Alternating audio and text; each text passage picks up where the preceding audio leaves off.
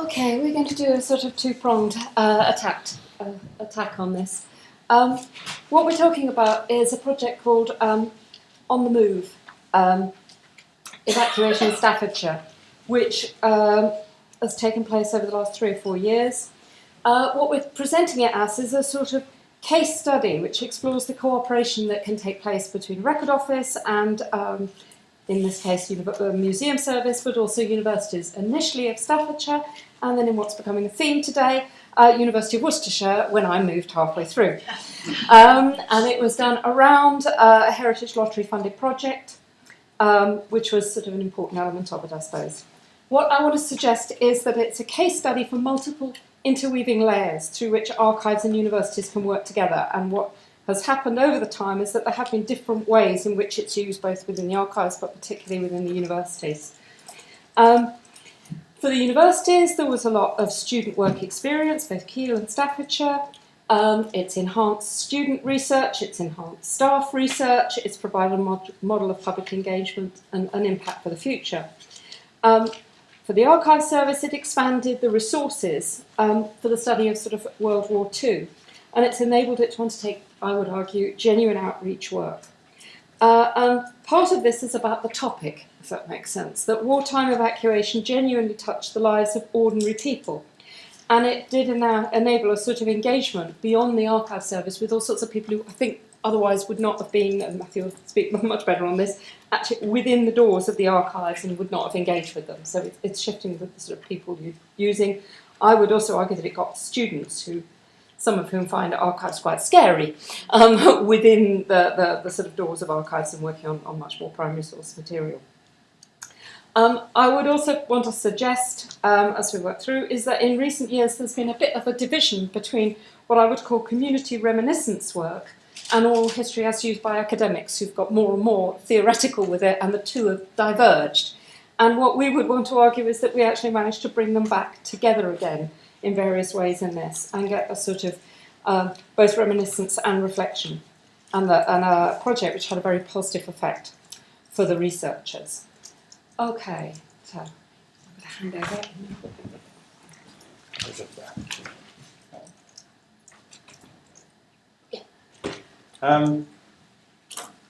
Just to start us off, Ernest and Dorothy, two evacuees, or Ernest is an evacuee from Manchester, was evacuated to Brown Edge, met Dorothy, and they got married.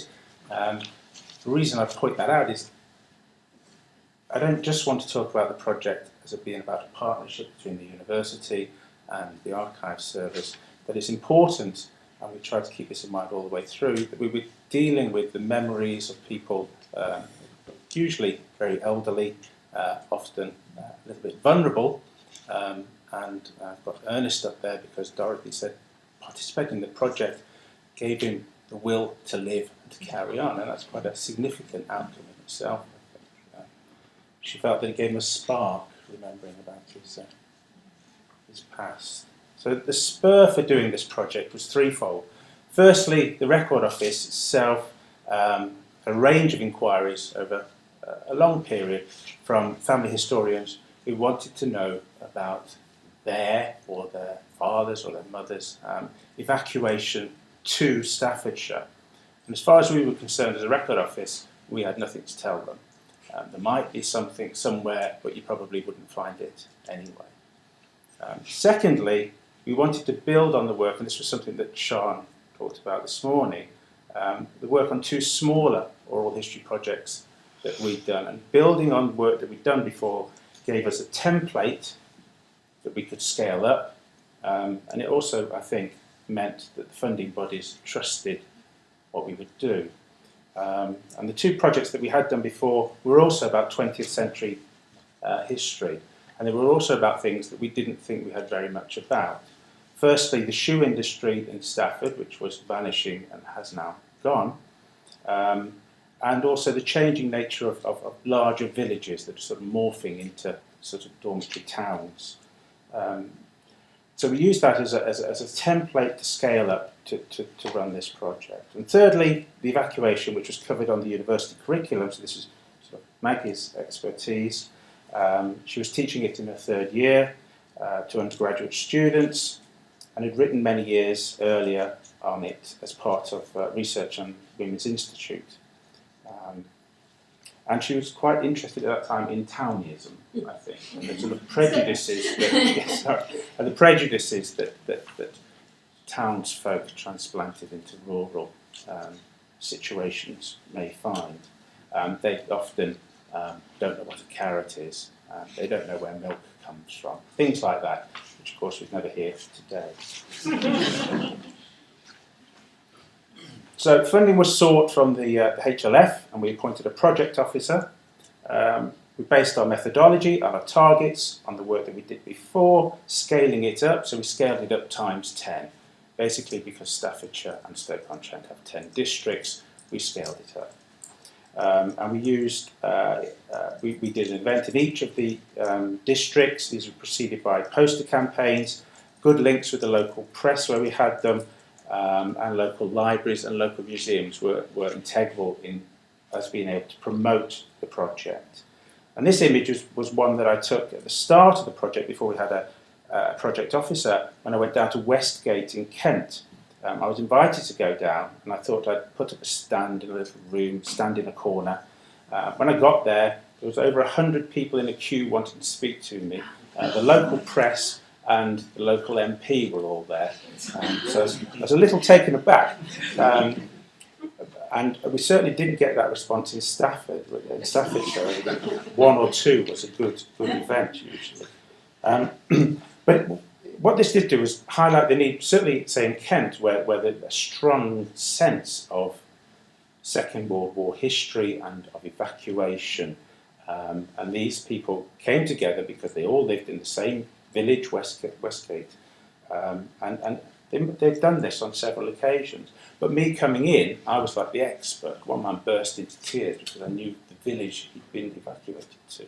So there's a lot of deeply buried memories and feelings, I think, which meant that the spur, I think, for us to remind ourselves that we're dealing with people when we're dealing with these issues, and that we wanted to deal with that in a sensitive way.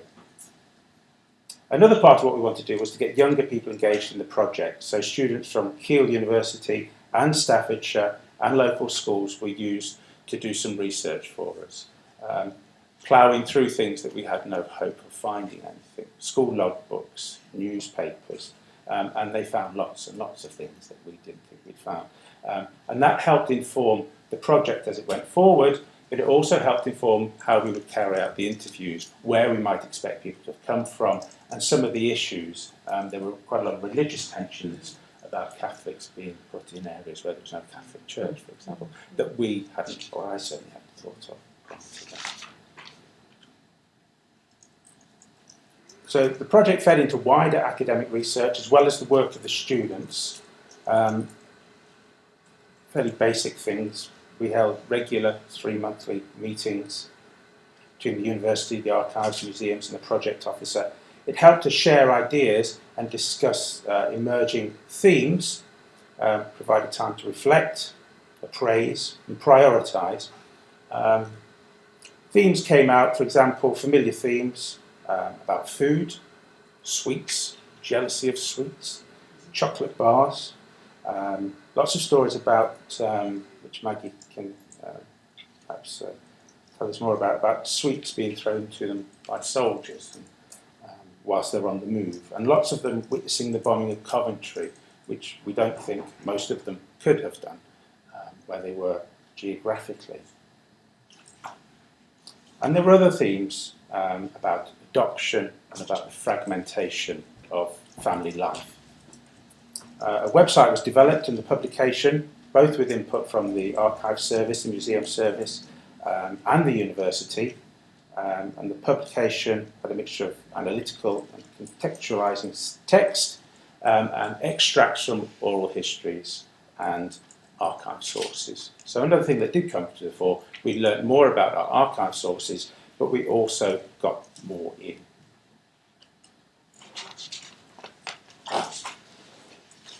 So as I said, at times the project was quite moving. Our project officer there, Louise, often found in tears at the end of an interview. And as I alluded to earlier, these memories are quite deeply buried. But at the end, I think we can confidently say that we had a positive impact upon those that participated in the project. A copy of the book was presented to each participant, and the event was held at the National Memorial Arboretum, who at that stage hoped to have an evacuee. They're still going to have an evacuee. Yeah. And people came from far and wide, certainly for Staffordshire, so from Kent and Bournemouth, and we had phone calls from Canada and Australia. And that event emphasised the positive impact the project had had on people's lives. And the book went to every Staffordshire library, every Staffordshire secondary school, and the website has information on the project, the participants, and sources as well. And if people want to, they can upload new, fresh memories if they come to it. So for the archives, the project produced both an oral history and transcripts of archival quality.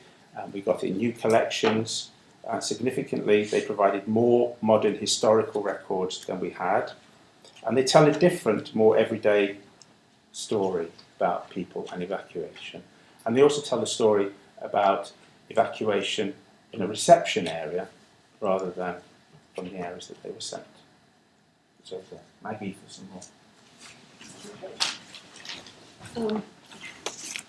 One of the things that was I suppose key and important was that I found myself involved in the project right from the beginning and discussing at every point how the interviews were conducted and what sorts of things we might expect to get out of the interviews. What am I on, 5? Well, like 2 minutes left, fortunately. Right, and that meant that the sort of emphasis on, I suppose, the fact that it was a host area, looking at mothers, looking at the people, the foster mothers and what have you, was something that was able to come out. It also meant that we were able to get what I would call a discursive approach to interviewing going on, so that what the project officer did was to ask the interviewees themselves to reflect upon the process, if that makes sense. So we got from them, they're thinking back about issues of evacuation and how it had affected them and whether they would evacuate their own children and what have you. As we've said, we ended up with these 90 transcripts. We ended up with a variety of very different experiences and narratives of evacuation, and we ended up with ones that were both reflective and provided all sorts of information, and also provided a different series of narrative tropes that I analysed in an article for the Journal of I think it's Evacuee and the War Child, so that we found that there was a lot of themes that ran through them about sweets, about bombing, about all sorts of things which I talked about as sort of emotionally real to the people involved rather than factually real, if that makes sense. It has gone on and led to a number of publications. I'm writing a book for Bloomsbury at present. I'm just doing some corrections on an article for a journal for the Women's History Review journal. So it has gone into those sorts of areas, and it has also provided these wonderful 90 interviews that are now used on my third year home front module, where what the students do is all get a different interview to go away, analyse in relation to and compare with what the academics write about evacuation. So they've got something quite interesting going on there. As an academic, there were a number of benefits in this particular project. One is that I think I worked across, even bridged a number of categories and boundaries that otherwise we're not used to. Particularly in the style of the interviewing, the launch event, which I spoke at, and where we were able to tell the interviewees they were being used on an academic curriculum, if that makes sense, and that was quite exciting for them. So I think we bridged the boundaries of reminiscent work and academic work, and I think that was quite important. I think we also began to move across boundaries around sort of history from below and history from above in some of the best traditions of, I would argue, the history workshop movement many years ago. We began to get not history done about people, but them actually participating in doing that history themselves. I think from my own point of view, what I found was that I moved from an individual solitary analysis of documents, which can be a little tedious at times and gives you quite a narrow view, to having a whole range of different people actually having their stake in giving a view on interpreting things and linking it up across different areas, having a minute knowledge of those particular geographical areas that I didn't necessarily have myself. And that became very important, and it was something that I kept going with this use of the transcripts now with the students, if that makes sense, because they will then go through them, they will have a completely different take on it, and it all feeds into a very different interpretation and much removed from the solitary academics sitting and doing their thing and coming up with their solution on it. I think we had the feeling that the partnerships could be between academics and local authority organisations could be very rewarding.